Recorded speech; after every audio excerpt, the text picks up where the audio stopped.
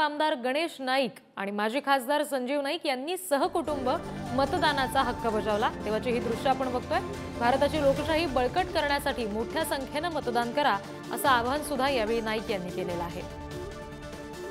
पाचव्या टप्प्यातील मतदान प्रक्रिया पार पडत आहे आणि त्यातील ठाणे लोकसभा मतदारसंघामध्ये आज मतदान सुरू आहे। त्यातीलच ठाण्यातील सर्वात महत्त्वाचा विभाग मानला जाणारा नवी मुंबई शहरातील आज मतदान होत आहे आणि नवी मुंबईतील ऐरोली मतदारसंघातील आमदार गणेश नाईक आपल्या सोबत आहेत।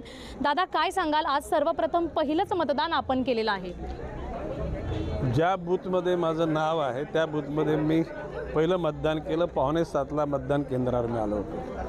हा लोकशाहीचा महा उत्सव आहे। एकूणच पंतप्रधान नरेंद्रजी मोदी यांच्या नेतृत्वाखाली गेली 10 वर्ष देशाची वाटचाल सुरू आहे।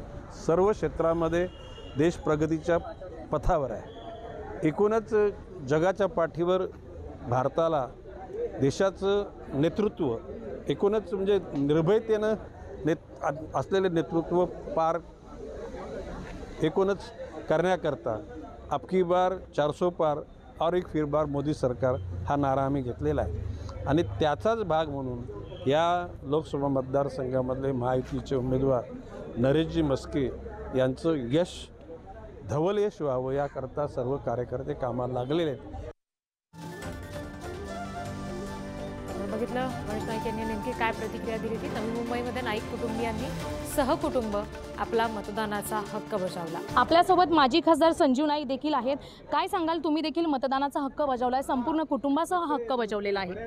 मी या ठिकाणी सर्व मतदार बंधू भगिनींना आवाहन करेन की चला या लोकशाहीचा मजबूत पाया करण्यासाठी, लोकशाहीला विकासाकडे घेऊन जाण्यासाठी आपलं एक मत हे अमूल्य आहे आणि ते मतदान करा अशी विनंती या ठिकाणी करतो।